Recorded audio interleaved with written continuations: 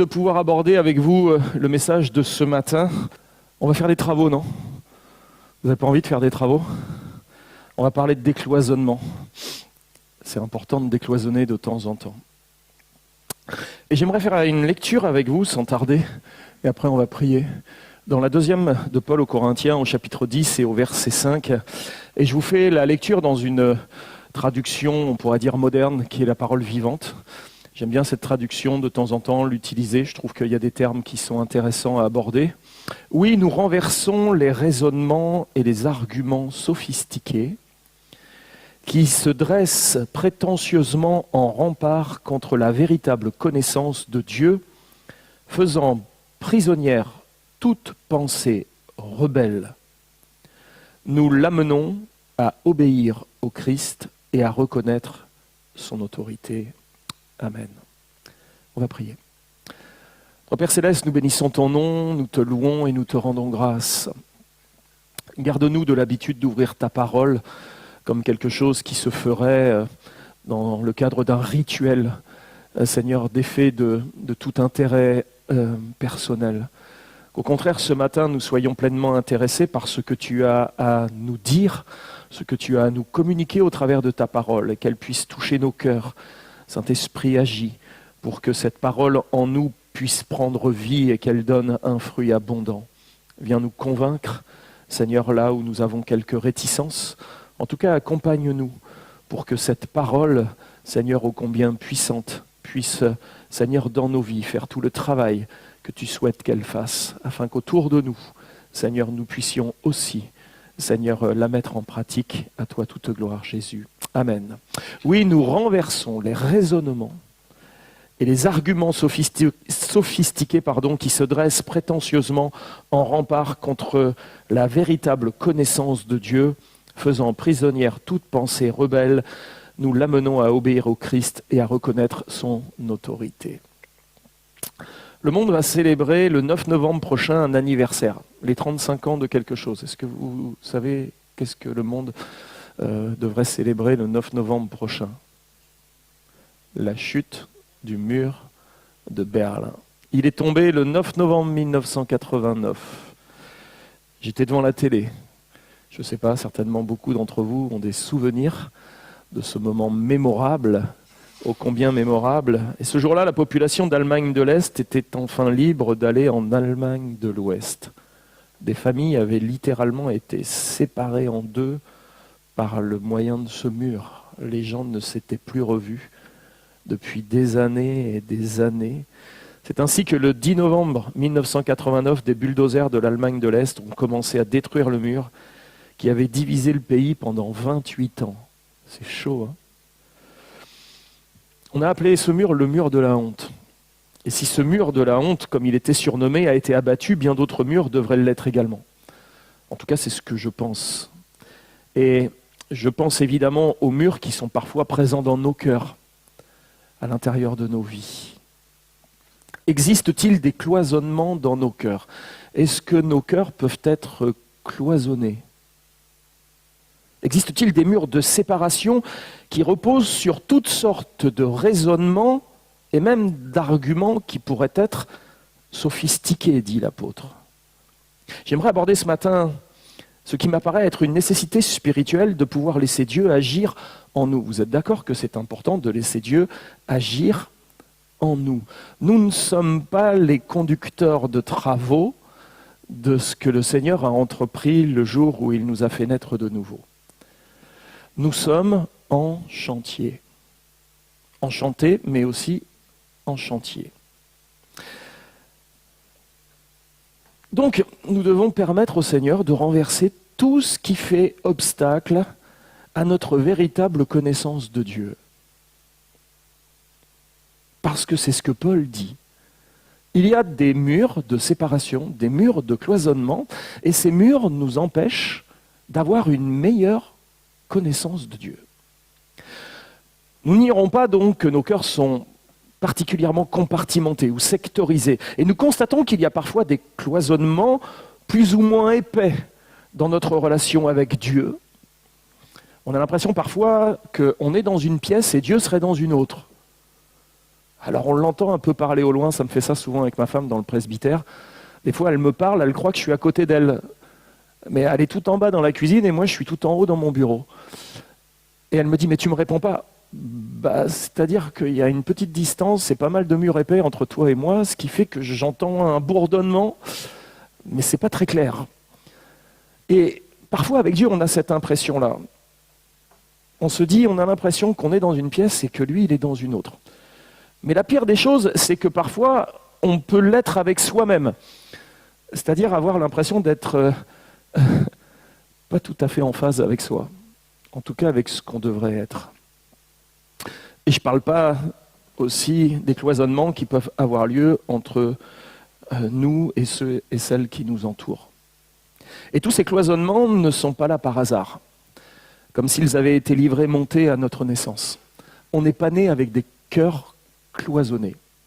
Nos cœurs se cloisonnent au fur et à mesure de notre vie. Ces cloisonnements sont le résultat d'une éducation parfois, d'une histoire plus ou moins bien vécue, de fausses croyances. Ouais, parfois, on a des fausses croyances.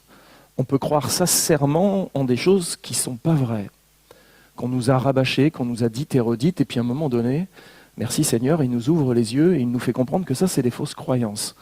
C'est pas toujours simple d'aborder ça, mais il y a des cloisonnements qui sont dus à des fausses croyances. Et parfois aussi le produit d'une culture et même de tradition. C'est ainsi que peu à peu nous érigeons plus ou moins consciemment des murs à l'intérieur de nos cœurs, telle une construction qui s'édifierait jour après jour avec les matériaux qui sont à proximité d'elle. On construit avec ce qui est autour. Nous édifions nos vies avec le contenu de notre culture, de notre environnement familial et social, de l'éducation qui nous sont diffusées via l'école, la littérature, les philosophies, les différentes visions du monde, les religions, et les diverses expériences que nous faisons de la vie, de cette vie que nous traversons. Vous savez qu'on ne fait que de traverser une période de temps. Ainsi l'âme se construit, se façonne et devient en quelque sorte le réceptacle de la vie, qui vient se remplir avec toutes sortes d'informations et d'événements qui peuvent autant l'embellir que la dénaturer profondément. Si vous deviez faire le bilan de tout ce qui a rempli votre âme depuis que vous êtes né, en pourcentage, combien de bonnes choses et combien de mauvaises? Est-ce que vous diriez que votre âme est un coffre-fort ou, excusez-moi l'expression, que votre âme est plutôt une décharge dans lequel tellement de choses mauvaises ont été déposées, tellement de choses qu'on aurait peut-être aimé éviter, connaître, voir, entendre? Vous savez, il y a une chose qui me choque toujours quand je vais dans les cimetières. C'est pas que je passe mon temps dans les cimetières, hein, rassurez-vous, mais en tant que pasteur, ça nous arrive d'y aller aussi. C'est que c'est marqué regret éternel dans plein d'endroits. C'est fou, hein, comme on est fait de plein de regrets. Et quand on réfléchit à notre propre âme et à notre propre vie, on pourrait en mettre des regrets, des regrets, des regrets. Et l'âme se construit donc, je vous dis, en tant que réceptacle. Et dans 2 Corinthiens 10,5, l'apôtre constate qu'il faut renverser des constructions de raisonnement ainsi que tous les arguments qui leur sont associés. Car il s'érige en rempart contre la véritable connaissance de Dieu. Et l'objectif de Paul est clair. Nous devons mieux connaître Dieu. Dieu, lui, il nous connaît par cœur, malgré tous nos cloisonnements. Il n'y a pas un endroit dans notre vie qui lui est inaccessible. Mais combien nous sommes limités dans notre connaissance de Dieu et combien Paul voudrait que notre connaissance de Dieu s'intensifie, s'approfondisse. Mais il est en train de nous dire qu'il y a des murs, des cloisonnements qui nous empêchent de faire croître cette connaissance de Dieu dans notre vie.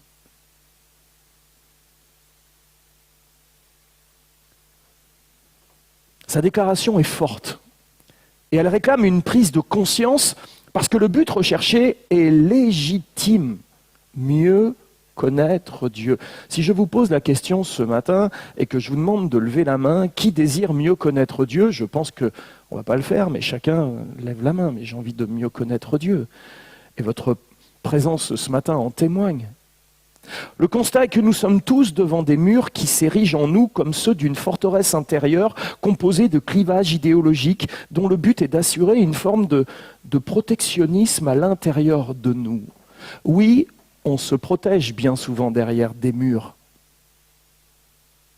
Et pour Paul, il est clair qu'une entreprise de démolition doit être actionnée à l'intérieur de nos vies, à un moment donné. Cependant, avant d'en arriver là, la vie spirituelle ne commence pas forcément par un grand chantier de démolition. Merci Seigneur d'ailleurs, qu'il n'a pas commencé par envoyer les bulldozers et les pelleteuses dans nos vies, mais plutôt par un grand nettoyage. Si la vie spirituelle débute par une rencontre avec le Christ, bien vite elle se poursuit dans la vie de ses rachetés par un grand nettoyage que la Bible appelle régénération. C'est formidable, hein ? Avez-vous déjà vécu ce grand nettoyage? Ou désirez-vous maintenant que ce nettoyage se fasse dans votre vie? Souhaitez-vous réellement que le Seigneur entreprenne un assainissement dans votre cœur? Si tel est votre désir, chaque pièce de votre cœur va être ouverte, l'une après l'autre.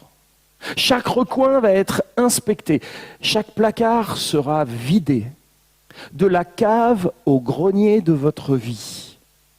Tout sera scrupuleusement vérifié sous l'œil attentif du Saint-Esprit. La nouvelle naissance, c'est le grand nettoyage. Il est à la recherche du levain, du vieux levain. Et il ne se donne pas de repos le temps qu'il ne l'a pas trouvé.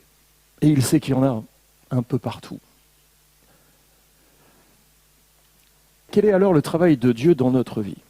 Il est simplement à la recherche donc de la moindre parcelle de levain, de la moindre trace de péché, de la moindre souillure. Il est prêt à déblayer, expulser, éradiquer et désinfecter la totalité de notre vie. Il y a quelques années en arrière, j'étais pasteur en Arles et c'était à l'époque où il y avait eu, vous savez, la fameuse inondation. Tous les quartiers nord de Arles étaient sous l'eau, ça avait été catastrophique. Il y avait même eu des gens qui étaient morts, un homme s'était suicidé. Enfin, c'était l'horreur. Et une fois que l'eau a été retirée de la ville, enfin de la ville nord, il y a un truc qui est quand même très particulier quand les gens ont été inondés. Tout ce qui est à l'intérieur va être mis dehors. Parce que soit c'est mort, soit c'est cassé, soit c'est plein de boue. Et puis après, on fait tout sécher. Alors ils ont eu de la chance parce qu'après il y a eu un peu de Mistral, c'était bon en hiver, hein, mais ça séchait. Alors c'est bizarre parce que tout ce qui était dans les placards partout se retrouvait là dans le jardin à la vue de tous et de toutes. Certaines cassettes vidéo, c'était à l'époque des cassettes vidéo, qui étaient cachées dans des placards d'un seul coup se retrouvaient là dans la pelouse en train de sécher. On se disait oh. Le voisin, il ne regarde pas que des films de cow-boys, quoi.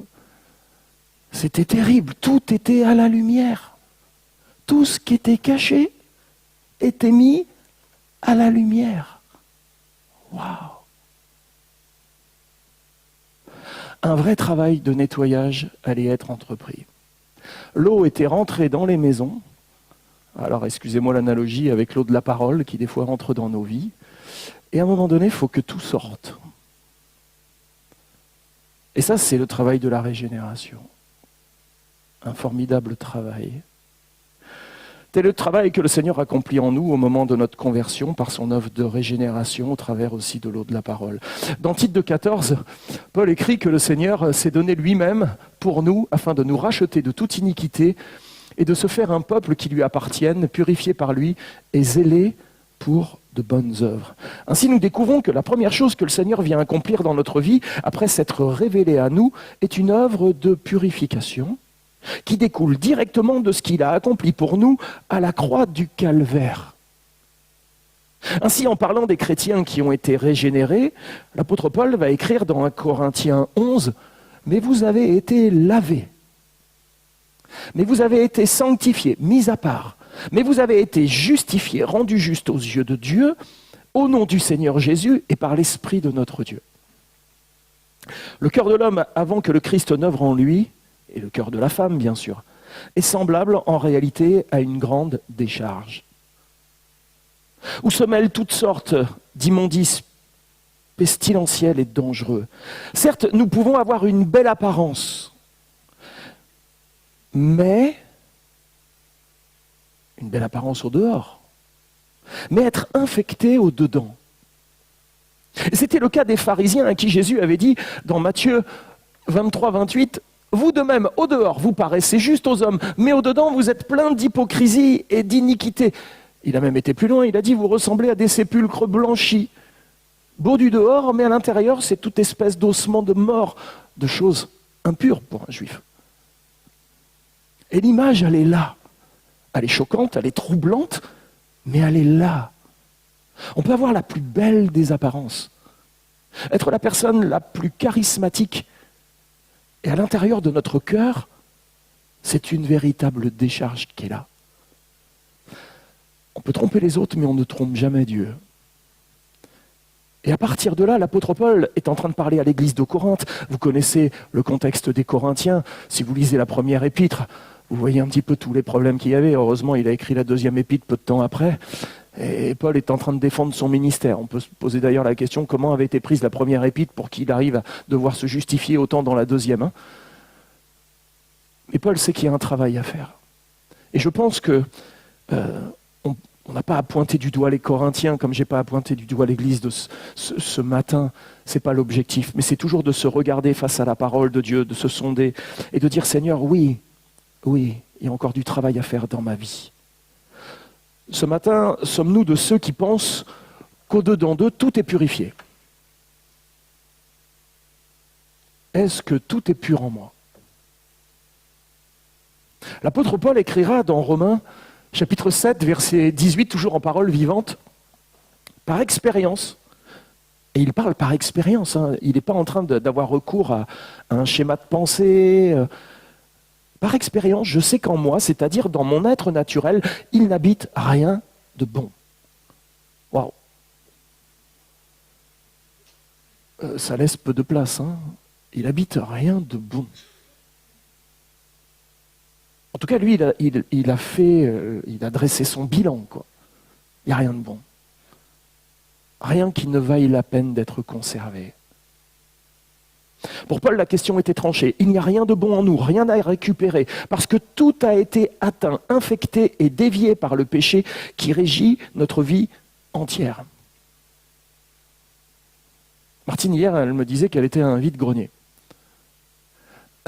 Bon, c'était pas top après, et juste pour vous dire, moi des fois, ça m'arrive d'aller dans les vides-greniers, et ça me fait rigoler la capacité de certaines personnes à acheter des trucs que d'autres ne veulent plus.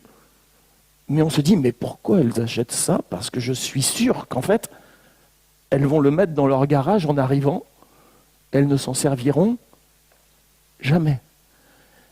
Ils s'encombrent de ce que les autres jettent, voire pire, ils payent pour l'avoir. Vous savez, c'est un peu comme quand vous lisez Voici, Gala et tout ça. Vous vous encombrez et vous payez pour prendre des ordures que l'on vous jette, quoi. C'est terrible notre capacité d'encaisser les ordures des autres et de se réjouir même. Ah tiens, je suis trop content, je vais me prendre plein d'ordures là, je vais ramener tout ça chez moi, je vais serrer ça sur mon cœur et je vais me dire « Waouh, t'as fait des affaires !» C'est terrible, non? Notre mentalité, elle est terrible quand même. En nous, il n'y a rien de bon. Par expérience, je sais qu'en moi, il n'y a rien de bon. Et je n'ai pas à penser que chez les autres, ce soit mieux en réalité. Tout a été atteint, infecté, dévié par le péché. Il est donc nécessaire que le Seigneur opère une régénération par son Esprit Saint au moment de notre salut et en même temps qu'il nous scelle, nous adopte, nous réconcilie avec lui. Et tout cela ayant pour résultat notre rachat par le pardon de nos péchés à la croix. La régénération, c'est Dieu qui nous donne la vie spirituelle par la foi en Jésus-Christ. Ainsi, avant d'être sauvés, nous étions dégénérés. Ça ne vous dérange pas l'expression? Bah oui, avant d'être régénéré, il faut être dégénéré. Donc on était tous des dégénérés qui avons été régénérés. Quelle grâce, n'est-ce pas? Nous étions tous dégénérés, tandis que maintenant nous sommes régénérés. Et cette régénération a pour conséquence que nous sommes en paix avec Dieu.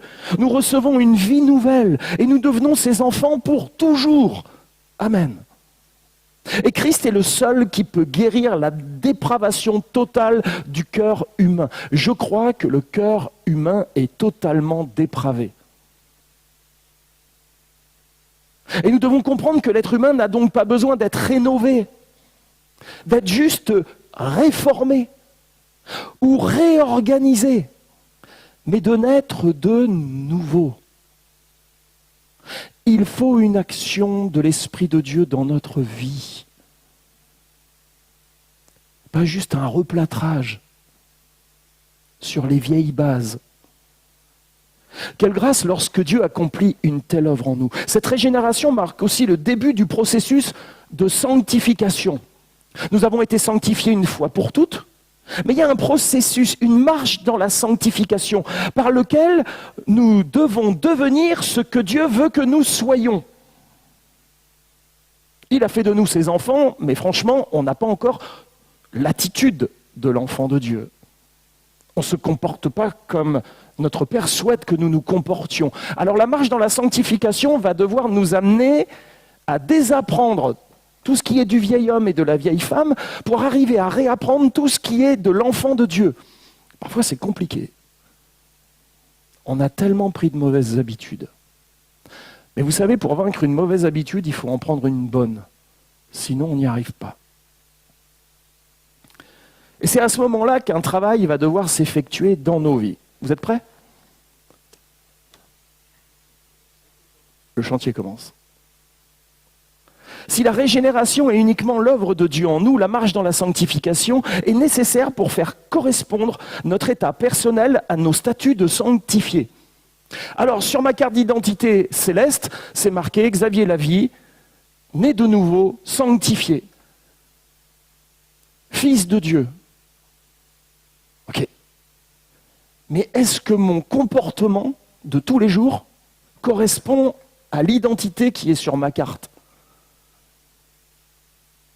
Et il faut que les deux soient en harmonie complète. Il faut faire correspondre notre état personnel à notre statut de sanctifié. C'est donc à la fois l'œuvre de Dieu et celle de l'homme.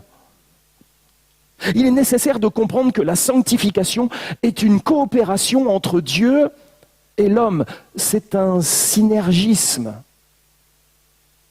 Ainsi, ceux qui sont unis au Christ, qui sont efficacement appelés et régénérés, sont aussi réellement et personnellement sanctifiés par sa parole et son esprit qui habite en eux.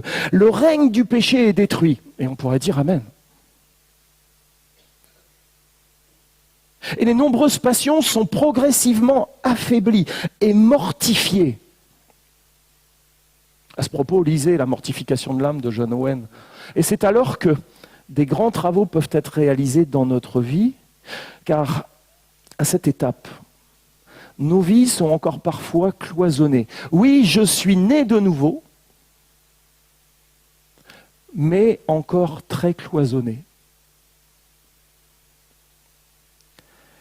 Et tous les murs intérieurs censés nous protéger nous enferment dans des positions et des situations qui nous empêchent de nous épanouir dans la paix et l'harmonie.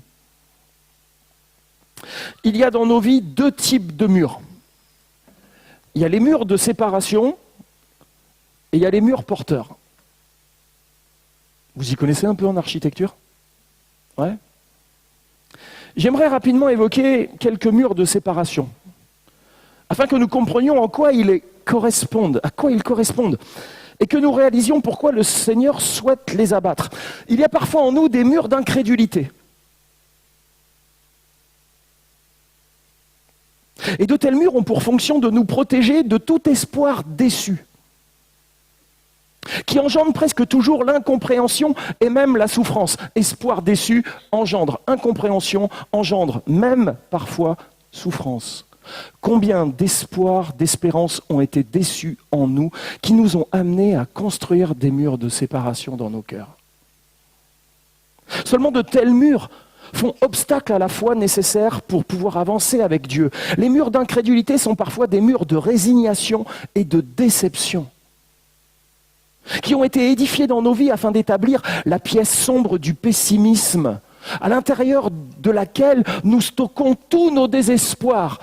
Oui, dans mon cœur, il y a une petite pièce là. Je stocke le désespoir à l'intérieur. Sur la porte, c'est écrit « la pièce du pessimisme ». Toutes mes déceptions, je les ai entreposées là. Ah ouais, et puis tu conserves ça. Ouais. C'est la pièce du pessimisme. Et de temps en temps, j'y vais. Et puis là, il y a des vagues de nostalgie qui m'envahissent, je pleure, j'ai le cafard qui vient et tout. Ah ouais. Des espoirs qui agissent tels des mines explosives sur le chemin de la foi.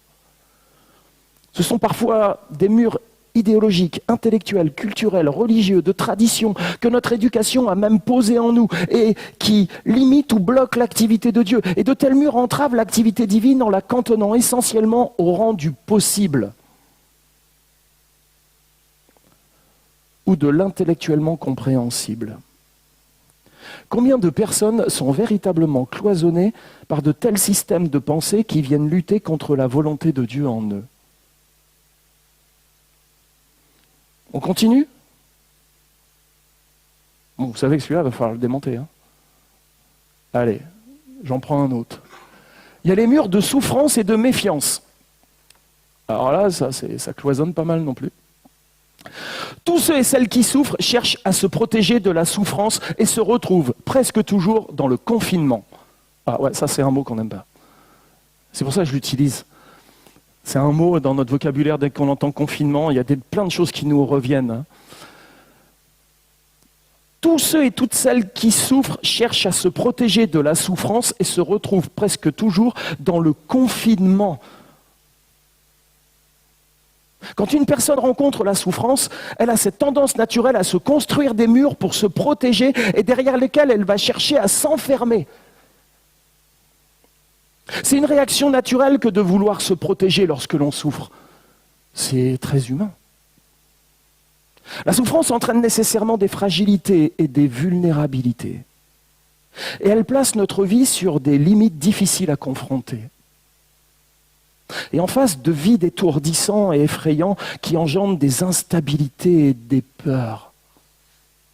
Et vouloir se protéger dans de tels moments est une réaction qui en réalité ne va pas réduire la souffrance, mais qui va chercher à nous préserver d'autres souffrances potentielles. Et notamment de toutes celles qui peuvent surgir dans la confrontation des autres et de toute leur maladresse.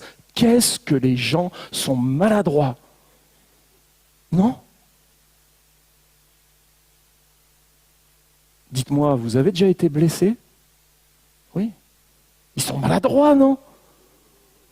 Ils essayent de retirer une écharde dans votre œil alors qu'ils ont une poutre dans le leur.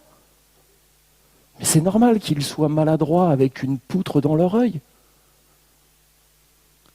Vous connaissez l'histoire de cet ours. Il avait son montreur d'ours qui était à côté de lui. Et il aimait son montreur d'ours. Il dansait à côté, il lui permettait de gagner de l'argent. Et avec l'argent, le montreur d'ours nourrissait son ours. C'était un binôme, ils marchaient ensemble. Et puis un jour, l'ours regarde son dresseur et il voit qu'il a une mouche sur l'épaule. Il se dit « Waouh !» Et il a voulu tuer la mouche. Mais en tuant la mouche, comme c'était un ours, il a tué son dresseur, quoi. Et parfois, vouloir chasser les mouches sur les épaules des autres, comme on se comporte comme des ours. Ah, je l'ai tué. Avec la langue, mais je l'ai tué. Pas très bon comme comportement. Ne soyons pas des ours. Hein? Essayons pas de chasser les mouches sur les épaules des autres. Généralement, la mouche, ça finit par s'envoler toute seule, vous savez. Alors on veut se protéger. On veut se protéger des autres, de toute leur maladresse. L'être humain n'a pas été créé pour souffrir, vous savez. Parce que la souffrance est une des conséquences de la chute. Aussi, depuis l'Éden, nous faisons tout notre possible pour éviter d'être exposés à la souffrance.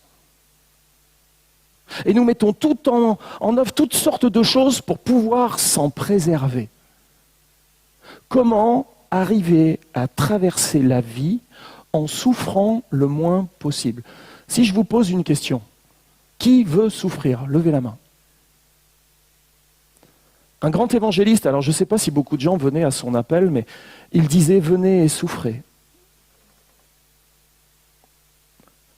Ça paraît risible. Mais est-ce que ce n'est pas fondamentalement le message de l'Évangile? Celui qui veut me suivre va devoir porter sa croix. Il va devoir accepter la réalité de la souffrance dans la vie et de comprendre que c'est par là que l'on va tirer ce qu'il y a de plus spirituel et de meilleur, même si c'est pour nous tellement complexe, tellement douloureux. Dans le cadre des souffrances psychiques, lorsque l'on a été blessé, déçu, trompé, trahi, on se promet intérieurement de ne plus jamais connaître ce genre de désillusion. C'est ainsi que l'entreprise de maçonnerie commence dans notre cœur son ouvrage de cloisonnement. La construction de murs de séparation est alors tout indiquée. Il y a un mur, c'est « on ne m'y reprendra plus ». Vous imaginez, vous les avez vous aussi, vous avez les mêmes dictons que moi. Je ne suis pas prêt à faire confiance de nouveau. Je vais donc dresser une frontière sûre entre eux et moi. Et j'ai prévu de mettre des miradors. On ne va pas m'y reprendre. Les déceptions entraînent généralement la méfiance et le repli sur soi.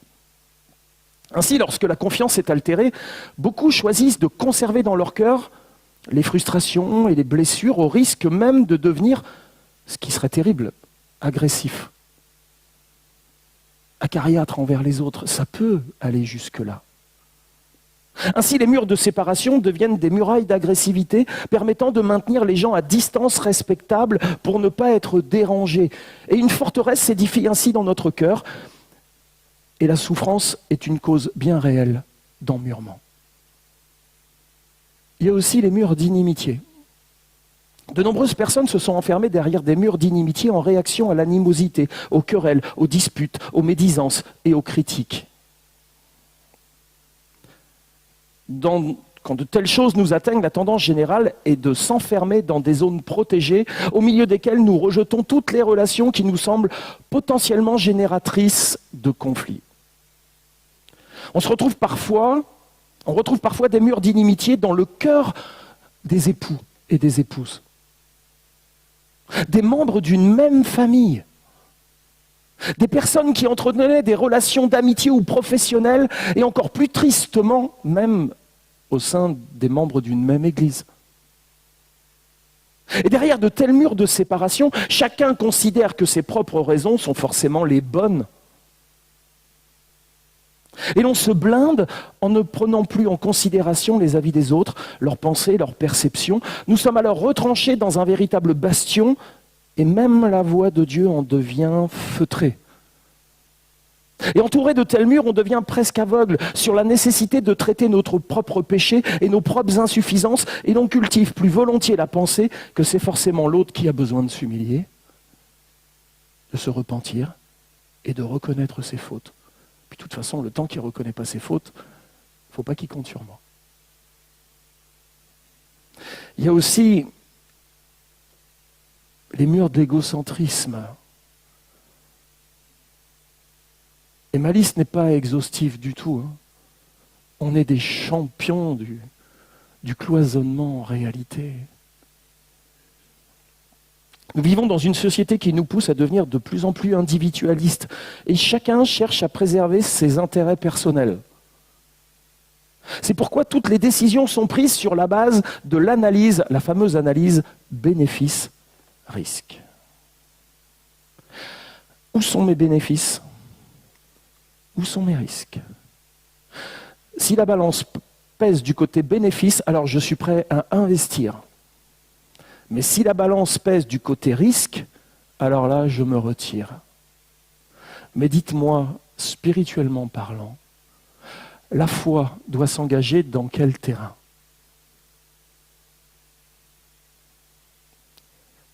Ben oui, dans le terrain du risque. sommes-nous encore prêts à prendre des risques ? À risquer encore d'être blessés, à risquer encore d'être bafoués, à risquer encore d'en prendre plein la tête, à risquer encore d'être déçus. Allons-nous encore donner notre confiance ? Ou est-ce que nous allons rester derrière nos murs à dire « on ne m'y reprendra plus ». Mais je le connais, il n'a pas changé. Ben ouais, peut-être que moi non plus, je n'ai pas changé. C'est bien ça le problème. Quand les intérêts dépassent toute autre considération, chacun travaille pour défendre sa place. Et peu importe les méthodes ou actions qui sont mises en œuvre pour atteindre ses propres buts égoïstes, une telle mentalité brise les familles lors du partage des héritages. Tout cela rabaisse nos relations à une vraie superficialité quand elles s'établissent essentiellement sur les bases de l'attrait d'un gain potentiel. Et c'est ainsi que s'édifient les murs d'égocentrisme qui nous éloignent des gens et les empêchent de nous connaître parce qu'entre eux et nous se dressent des barrières de l'intérêt égoïste qui empêchent d'agir par pur et saint désintéressement tel que la Bible nous l'enseigne. Alors, s'il y a dans nos vies des murs de séparation, il y a également des murs porteurs. On y touche au mur porteur ou pas ? Allez, on enlève toutes les cloisons là, qui ont séparé plein de choses, on casse les cloisons, on agrandit les pièces. Aujourd'hui, les jeunes, quand ils achètent des vieilles maisons, les vieilles maisons, ils avaient plein de petites pièces. C'est parce que les gens, ils n'avaient pas beaucoup de meubles. Donc ils faisaient plein de murs, ça meublait. Alors les jeunes, quand ils arrivent, ils cassent les pièces, ils veulent des grandes pièces, hein. Il ne faut plus de mur entre la cuisine et la salle à manger. Il faut que le cuisinier puisse discuter avec les convives. On veut casser les murs, il faut aérer. Les jeunes, ils ont besoin qu'on aère, qu'on casse les murs. Ils ont raison. Hein. Puis c'est plus facile pour passer la serpillière. Il y a moins de contours. Plus facile à nettoyer, quoi. Plus le cœur est sectorisé, plus c'est dur de travailler à sa sanctification. Plus il y a de recoins, et plus il va falloir aller dans tous les recoins. Mais les murs porteurs, pasteur, il ne faut pas y toucher. Faut pas y toucher. Si tu touches au mur porteur, tout va s'écrouler. Un mur porteur est en architecture un mur destiné à supporter la charpente. Et plus généralement, tout le toit. Et la structure des planchers d'un bâtiment. Les murs porteurs sont donc importants et essentiels pour maintenir l'intégrité d'une structure. C'est pourquoi ils sont calculés avec une grande rigueur afin de ne pas voir s'effondrer un bâtiment faute d'une épaisseur et d'une solidité suffisantes.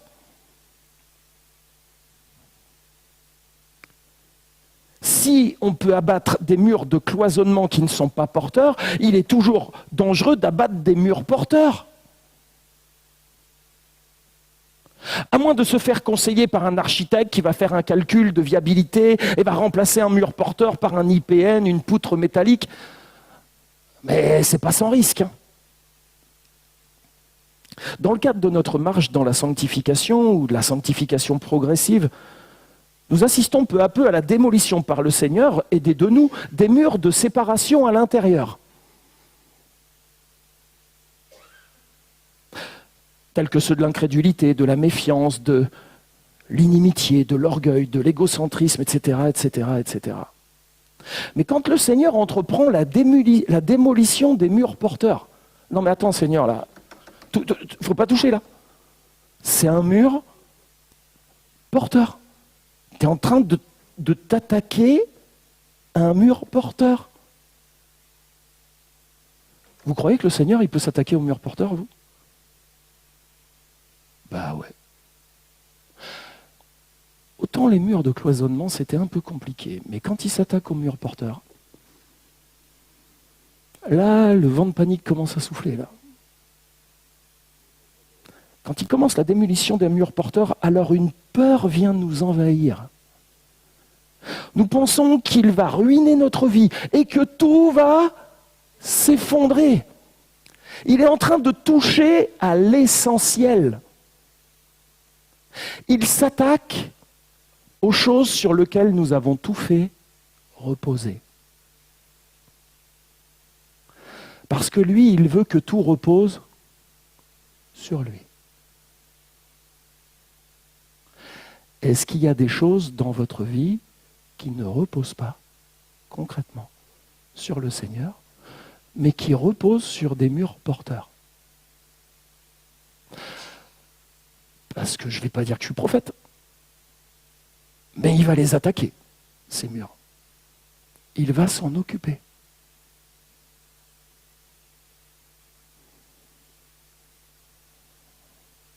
Quand le Seigneur entreprend la démolition des murs porteurs, c'est la peur qui nous envahit. Nous pensons qu'il va ruiner notre vie, que tout va s'effondrer. Nous sommes même parfois totalement opposés à une telle entreprise, tant cela dépasse toutes nos conceptions. Seigneur, non.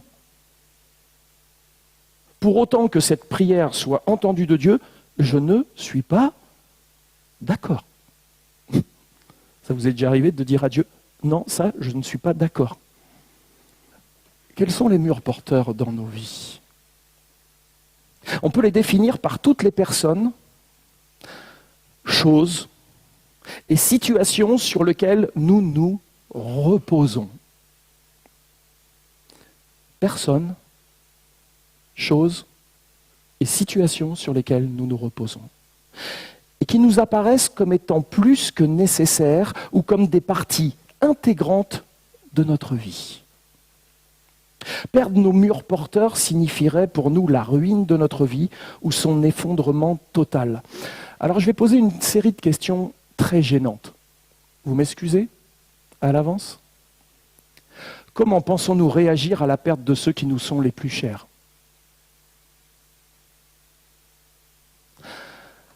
À l'annonce de la maladie incurable d'un des nôtres? D'une maladie étrange qui plonge peu à peu votre mère dans l'oubli même de qui vous êtes. Vous aurez compris que ça me touchait de près. Au suicide que l'on n'a pas pu voir venir de cette personne qui pourtant nous était si proche. À cette famille entière qui a été comme effacée sur l'autoroute dans un carambolage au retour de vacances et que nous considérions comme notre propre famille. À ce mari ou à cette femme qui s'est laissé séduire au bureau et a rompu le pacte sacré du mariage. À cet enfant rebelle qui a choisi la fuite de la maison pour mieux s'abandonner à sa passion destructrice et avilissante qui le plonge dans un esclavage terrible. À cette fille disparue soudainement qui demeure sur les avis de recherche de la police depuis 15 ans sans la moindre avancée dans l'enquête de disparition. À votre prélèvement qui semble affoler le laboratoire d'analyse médicale et ne présage rien de bon. Vous les voyez, les murs porteurs? Ils sont là. Et combien ça pèse là-dessus? Combien toute notre vie tient sur ça? Et qu'on se dit, si ça touche à ça, je m'écroule. Alors Dieu, non, je ne veux pas. Touche pas à ça. Ne touche pas à mes murs porteurs. Toute ma vie repose là-dessus. Ouais, mais toute ta vie ne doit pas reposer là-dessus. Toute ta vie doit reposer sur moi, dit le Seigneur. Et uniquement sur moi.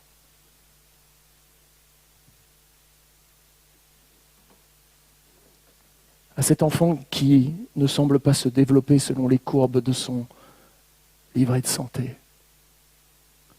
Sans parler de ce syndrome de fatigue chronique qui surgit alors qu'on vous propose un job plus rémunérateur, réclamant aussi plus d'énergie et qui semblait si bien tomber pour rembourser vos crédits engagés depuis peu. Quand Dieu semble arriver dans nos cœurs avec un bulldozer, la panique et la peur viennent nous envahir. Nous sommes alors en proie avec nous-mêmes et nous confrontons nos fragilités, notre véritable dose de foi. Quand nos murs porteurs sont ainsi attaqués par l'entreprise de démolition, c'est la consternation.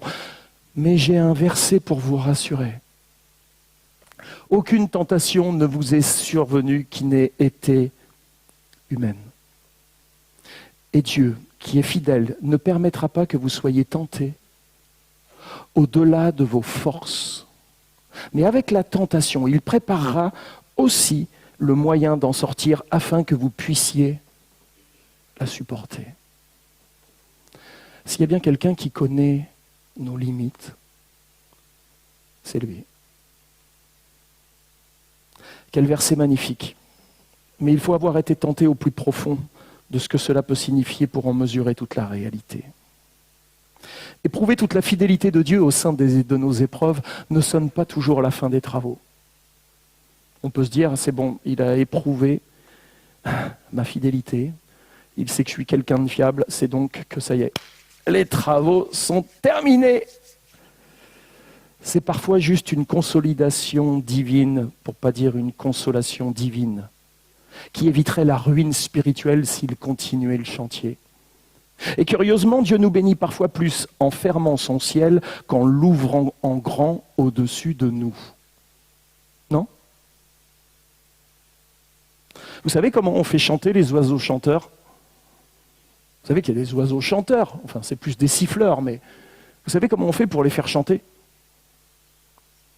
Ah non ? Non, pauvre bête, on les affame. T'envoyais l'SPA, moi.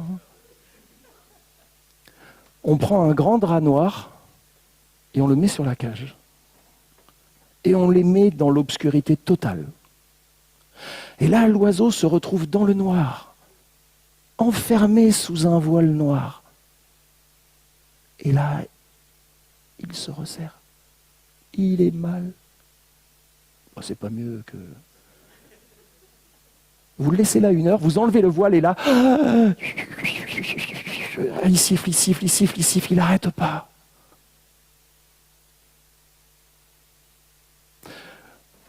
Combien de fois le Seigneur a mis le voile noir sur nos vies ?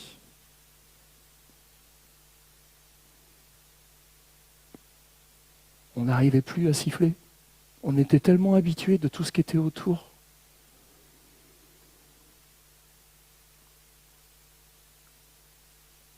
La louange, c'est tellement dur, parfois. Alors le Seigneur met un voile noir, puis quand il le retire, et que la consolation vient, et parfois ça met du temps, waouh! Comme j'aime entendre les louanges de ceux et de celles qui ont été précédemment éprouvés. Alors si moi, en tant que pasteur, j'arrive à apprécier ça, là, imaginez ce que le Seigneur doit ressentir, lui. Il ne se plaît pas, vous savez, à nous blesser. Mais comme un père, il n'hésitera pas à le faire. Parce qu'il sait que nous en avons foncièrement besoin. Oui, Dieu, parfois, nous bénit davantage en fermant son ciel qu'en l'ouvrant grand au-dessus de nous, en poursuivant son ouvrage dans nos cœurs plutôt qu'en le stoppant. Et quand notre souffrance et nos peurs s'actionnent, quand nous en arrivons à croire que la ruine s'annonce et que nous sommes presque arrivés au point de rupture, s'ouvrent en nous les portes d'entrée dans le cœur même de Dieu. Voilà ce qui nous encourage et nous engage à lui faire plus confiance pour finalement le prier, de poursuivre sa volonté en nous. Ce cœur qui est le nôtre ne reposait pas sur les bonnes choses et les bonnes bases. Nous étions remplis d'idéaux et pensions que la vie n'était qu'un doux rêve qui n'aurait pas de fin. Mais le rêve s'est changé en cauchemar. Il y a alors un changement de paradigme qui doit se faire et j'arrive sur la fin. Notre vie ne peut plus fonctionner sous le même régime, c'est le temps de l'élargissement, un élargissement tel qu'à la fin, il ne reste plus qu'une seule pièce dans notre cœur. C'est maintenant Dieu qui soutient toutes choses. Vous connaissez ce verset d'Hébreux 1:3, déclarant que Christ soutient toutes choses par sa parole puissante, est devenu réalité en nous. Quand Dieu renverse nos murs, ce n'est pas pour le plaisir de nous faire souffrir, mais pour renforcer notre intimité avec lui. Imaginez maintenant une maison dans laquelle il n'y aurait qu'une seule pièce.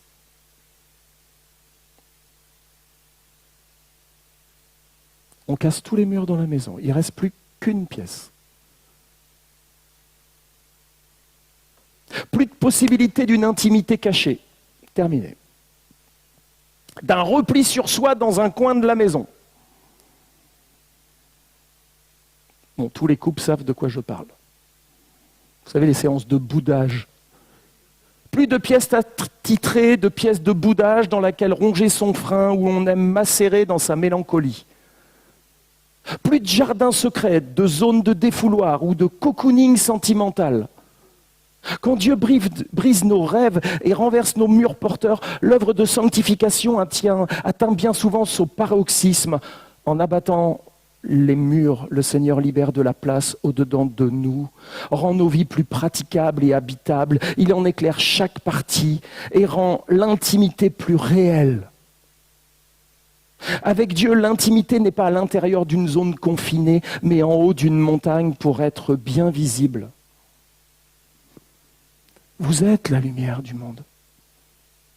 Une ville située sur une montagne ne peut être cachée. On n'allume pas une lampe pour la mettre sous le boisseau, mais on la met sur le chandelier. Elle éclaire tous ceux qui sont dans la maison. Que votre lumière luise ainsi devant tous les hommes, afin qu'ils voient vos bonnes œuvres et qu'ils glorifient votre Père qui est dans les cieux. Le message de l'Évangile, ce n'est pas quelque chose à contenir en nous, derrière nos murs. C'est quelque chose à exposer. Mais pour pouvoir exposer ce message, il va falloir exploser certaines choses. L'œuvre de Jésus est de nous aider à abattre les murs érigés dans nos cœurs pour que sa vie se diffuse et se répande. Réalisons que quels que soient les murs derrière lesquels on se cache, on se protège, on est prisonnier en réalité. Or, le Seigneur est venu pour nous libérer de toute forme d'emprisonnement, pour nous permettre de vivre la merveilleuse liberté des enfants de Dieu annoncée dans les évangiles. Le rôle de la Bible associé à l'œuvre puissante du Saint-Esprit est de renverser en nous tous les murs de séparation et de nous conduire à ne reposer que sur le Seigneur sans aucun cloisonnement et aucune assurance humaine. Alors permettez-moi de vous rassurer avant de terminer. L'œuvre de sanctification est une œuvre conjointe que nous menons avec Dieu. Elle ne réclame pas nécessairement la perte de tout et de tous pour parvenir à décloisonner nos cœurs et permettre au Seigneur de faire tout reposer sur lui. De nombreux chrétiens parviennent dans une certaine mesure à ne pas faire la perte des choses et en ne permettant plus que tout repose sur elles. Tous ces murs intérieurs doivent disparaître pour que la mentalité et les pensées du Seigneur imprègnent le disciple. Aussi, je terminerai par la lecture de Philippiens, chapitre 2, versets 5 à 8. « Ayez en vous les sentiments qui étaient en Jésus-Christ. » Vous croyez qu'il était cloisonné, Jésus, à l'intérieur de lui? Vous croyez qu'il était... que toute sa vie reposait sur des murs porteurs? Quand sa mère est venue en essayant de le détourner de la croix, vous avez vu comment il a réagi? Non. Tout reposait sur son Père, sur Dieu. Lequel, existant en forme de Dieu, n'a pas regardé comme une proie d'arracher d'être égal à Dieu, mais s'est dépouillé lui-même, en prenant une forme de serviteur, en devenant semblable aux hommes, ayant paru comme un simple homme, il s'est humilié lui-même, se rendant obéissant jusqu'à la mort, même jusqu'à la mort de la croix. Quand on cherche quel est l'itinéraire ou le processus de la sanctification, par où il va falloir passer, je trouve que Philippiens 2, 5, 8 nous en donne les grandes lignes. Avoir les sentiments de Christ en nous, la sainteté. Vivre le dépouillement de soi, faire tomber les murs intérieurs. Prendre la forme d'un serviteur, avoir un cœur grand ouvert à Dieu et aux autres. Devenir semblable à l'homme tel que Dieu voulut qu'il soit et dont le modèle est Christ. Vivre dans la simplicité et l'humilité. Enfin, vivre dans l'obéissance jusqu'à l'extrémité de la mort. Voilà l'itinéraire à suivre dans la marche, dans la sanctification, dont Paul nous a donné quelques jalons dans Philippiens chapitre 2, versets 5 à 8. Alors la vie chrétienne, elle a l'air simple comme ça, mais c'est pas facile d'être chrétien. Et je vous souhaite tout le courage du monde pour poursuivre votre course jusqu'au bout. Le chemin est long parfois, mais le Seigneur est bon. Regardez à ce qui vous attend derrière la ligne d'arrivée, vous aidera à supporter les moments de la course les plus pénibles, parce qu'il y en a. J'ai souffert de quelques crampes, de quelques pointes de côté, de quelques essoufflements sur le parcours de la sanctification. J'ai même souffert quelques chutes. Je ne sais pas vous, mais moi, parfois je me suis un peu ratatiné, je me suis bien écorché. Mais toujours le Seigneur est venu vers moi. Et sans cesse, il me relevait. J'aimerais vous dire une chose, et c'est un homme avec un peu d'expérience qui vous le dit. Il est permis de tomber, mais il n'est pas permis de rester à terre. Si votre enfant tombe et qu'il est là à terre et il ne se relève pas, je pense que vous allez vite courir vers lui. Parce que vous présagez le pire. Mais s'il se relève, même s'il a le menton et le genou un peu écorché et que ça saigne un peu, votre cœur il fait c'est bon, ça vit toujours. Il va falloir un peu panser les plaies, sécher les larmes, et puis lui donner quelques recommandations pour éviter que ça se reproduise. C'est un peu comme ça que Dieu agit avec nous. Il est permis de tomber, mais pas de rester à terre.